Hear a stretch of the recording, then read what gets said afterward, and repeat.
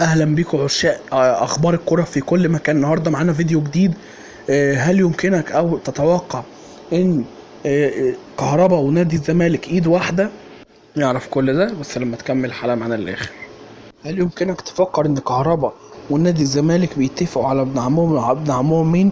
نادي قافش البرتغالي. هناك دور في رموز عديدة لهم دور فيما يجرى في نادي الزمالك، وعلى رأسهم الأستاذ ممدوح عباس رجل الأعمال الشهير. الأستاذ ممدوح عباس يرتبط بعلاقة إنسانية رائعة مع الكابتن حسن حمدي والكابتن محمود الخطيب الأسطورة بيبو، ويرغب في حل الأزمة وإعادة الروح الرياضية بين الأهلي والزمالك والإسراع في دفع مستحقات نادي الزمالك. أقول لك بقى الموضوع يجي إزاي. حط لايك كده وصلي على النبي. اللهم صل وسلم وبارك على خاتم الأنبياء سيدنا محمد. الموضوع يجي في الظل اللي بيحصل ده، إن أنت تقول نبدأ ندفع ونبدأ نقرب المسافات. ايه الحل؟ قفش البرتغالي رجع يوم 22 سبتمبر الماضي. رجع للحياة في الكورة يعني، لأن هو كان مفلس وقافل النادي وكان بيقولوا هيتلغى والكلام ده كله. في سبتمبر المقبل يتم غلق كتفي البرتغال. بعدها الزمالك مفترض يطالب بفلوسه من قافش البرتغالي عشان ما يبقاش الفلوس كلها عند كهربا.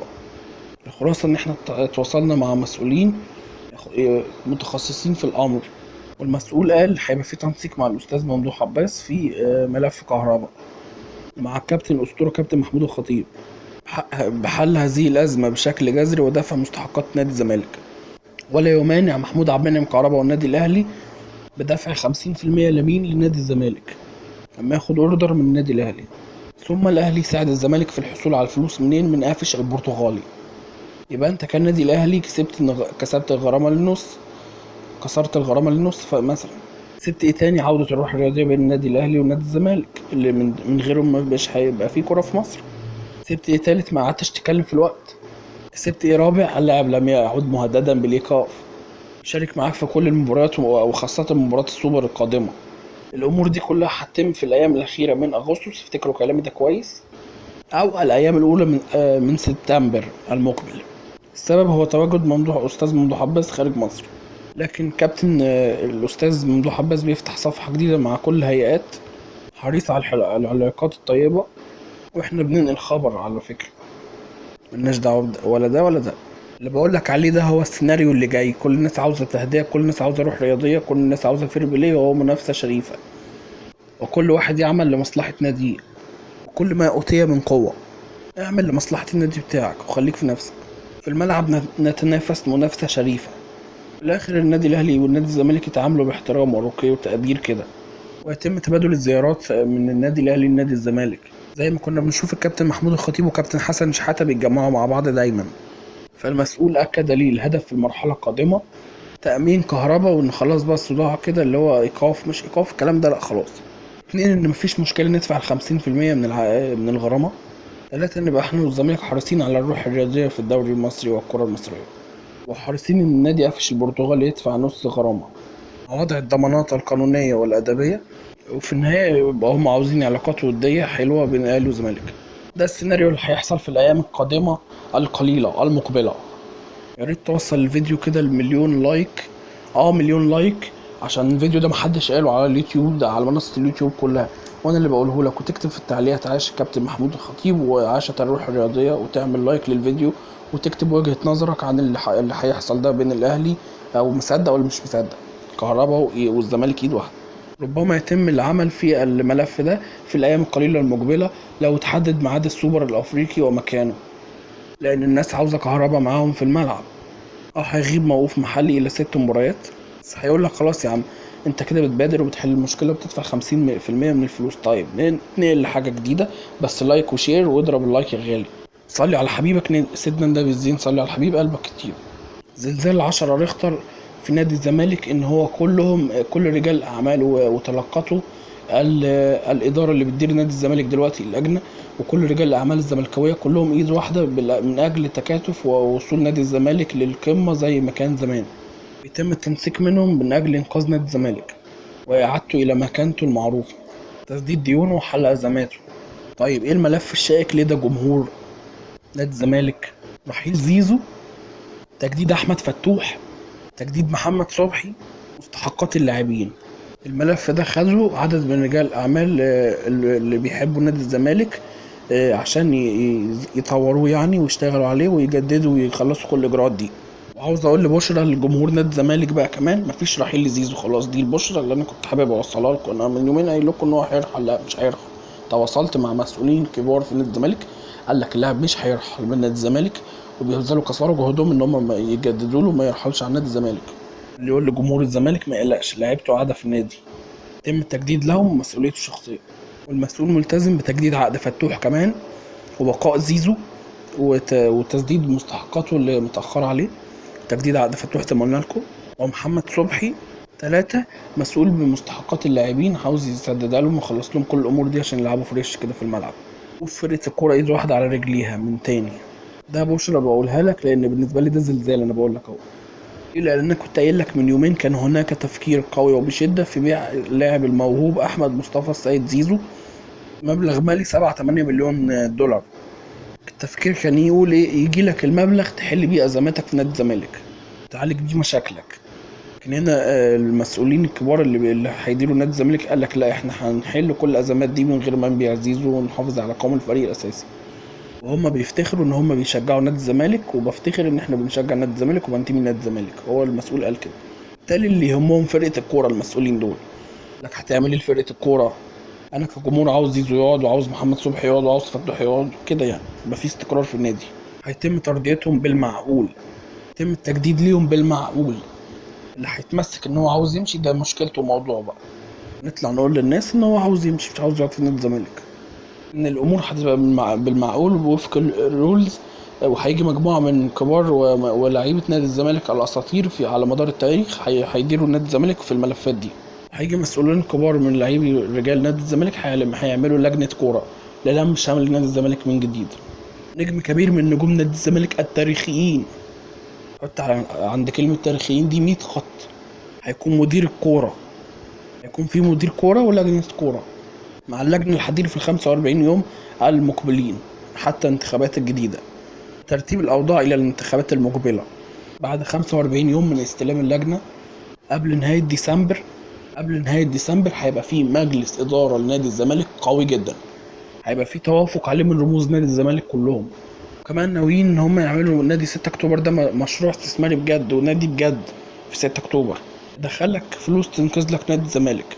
انت مش جايب رجال اعمال بس عشان يدفعوا من جيبهم، لا، هيقووا النادي ويدعموه ويخلوه كده في مكانة كبيرة وعالية. جايبهم عشان افكارهم دي تستفيد منها في تطوير موارد النادي. طيب لايك وشير وصلي على الحبيب قلبك كتير وانتقل معاك للموضوع التاني، وهو فيوتشر بقى والكلام ده. صلي على الحبيب قلبك كتير. يلا باللايك يا غالي، يكرمك رب العالمين. مستحقات لعيبة النادي الاهلي وفيوتشر بقى. فيوتشر بقى والكلام ده اللي هو بيقول لك قولوا لا كل حرام خف الكلام ده. يلا باللايك يا بيه. محمد رضا بوبو اول خبر معانا، اللي كان مفترض يجي النادي الاهلي وراح نادي بيراميدز، نزل بوست قلب بيه الدنيا. بوست البوست ده الناس في فيوتشر ضحكوا عليه.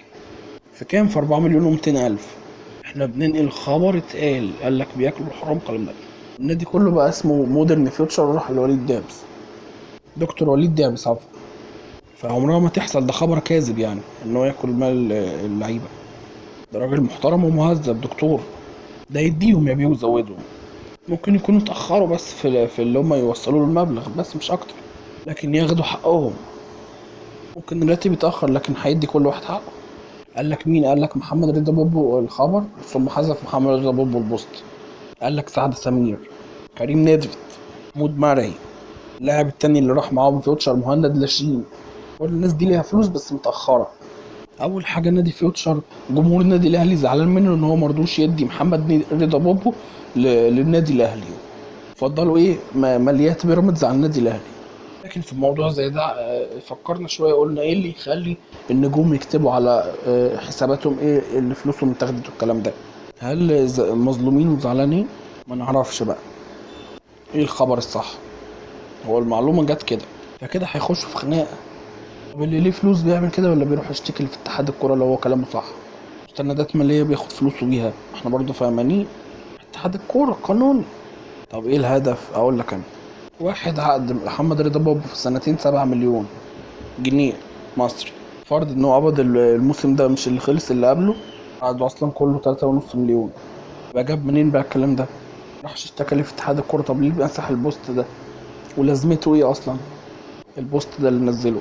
تواصلنا مع احد المسؤولين في نادي فيوتشر لمعرفة الحقيقة. ما احنا بنحبش، احنا مش مع حد، احنا بنقول الخبر الصح بما يرضي الله. وقال ان سعد سمير عوقب في نادي فيوتشر انه تواجد في فيوتشر وخصم وقفوه شهر. ان هو بيقول الخبر بقى بيقول ايه، ان اتفق من بعض اللعيبه مش عارفين صح ولا غلط ان هم يعملوا زيه. وقال لك ان اللعيبه اللي راحت بيراميدز خدت فلوسها كامله قبل ما تمشي من النادي، او لو حد ليه فلوس واخد شيكات بيها، لكن مفيش حاجه اسمها ان احنا ناكل فلوس لعيبه. ده خبر غلط يعني، كنا متاكد من الخبر يعني. لما انت ليك فلوس تعمل ايه؟ تقدم شكوى في اتحاد الكوره لو انت على صح يعني. فاحنا مش عارفين مين الصح من مين الغلط دلوقتي، وبعد كده الايام تثبت لنا بقى ايه الحقيقه. لكن فكره ان النادي فلس والكلام ده لا. طب الدكتور وليد دابس هيشتري لي لو النادي واقع وهابط؟ الدكتور ده مخه داهيه. اول لو ياخد الحاجه خسرانه يصنفرها ويبيعها. الموضوع ده مش مكانه او مكان نجم كرة يكتب على السوشيال ان الناس كلت حرام، الا اذا عندك ان انك تشوه الناس بس كده.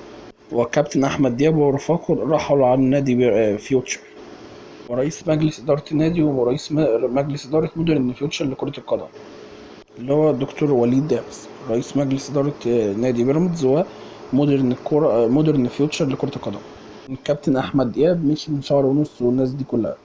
جزء من تصفية المشروع او الشراء ان هو مستحقات اللاعبين، جزء من المسألة ان الاصول الديون اللي كذا اللي كذا. صاحب قرار البيع هو مش كابتن احمد دياب ولا كابتن شوبير ولا الكلام دوت. صاحب قرار البيع هو الدكتور وليد دابس، اللي هو صاحب قرار بيع 3 لعيبة نادي بيراميدز، لان هو بقى رئيس الشركة ورئيس النادي. الناس في النادي بيقولوا اللي ليه فلوس يطلع على اتحاد الكورة وينشر شكوى مستندة ان هم على حق واثقين في نفسهم. ما عندناش مشكلة لو يعمل شكوى، لكن واحد ماشي وبيكتب لا، دي مش مشكلة، دي لا غلط كده. لكن لعيب ماشي وتنازل عن مستحقاته ده بقى، ده موضوع بيحصل في كل الدنيا يعني، عادي معروفة دي.